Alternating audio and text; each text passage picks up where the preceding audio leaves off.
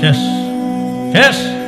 কালকে এই একটু পরে মারা যাবো, কালকে এই মুহূর্তে একদিন, পরের দিন 2 দিন, পরের দিন 3 দিন। বিশ্বাস করেন 3 দিন পরে আপনারা যার যার মতো কাজ শুরু করবেন।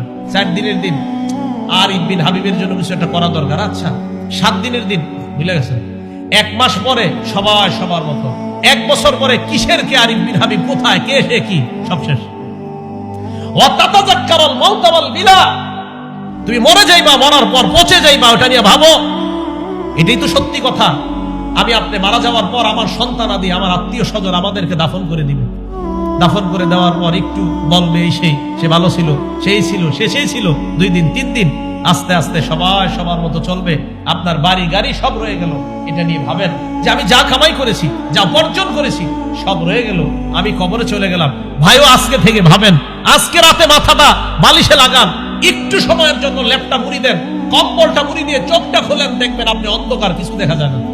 চোখ খোলেন, ল্যাপ মুড়ি দিয়ে, কাঁথা মুড়ি দিয়ে চোখ খোলেন, লাইট অফ, দেখবেন কিছু দেখা যায় না। তখন ভাববেন, আচ্ছা আমার লাশটা কবরে রাখলো কামরাঙ্গীরচরের জনগণ, রাখার পর আমার লাশের উপরে বাঁশ দিল, বাঁশ দেওয়ার উপরে আবার মাটি দিল। আচ্ছা আমি তো কিছু দেখতে পাবো না। আচ্ছা অন্ধকার, ব্যাপারটা কি? ইমানদার হলে কবর আল্লাহ আলোকিত বানায় দিল। ভাই কথাগুলো ভাবেন।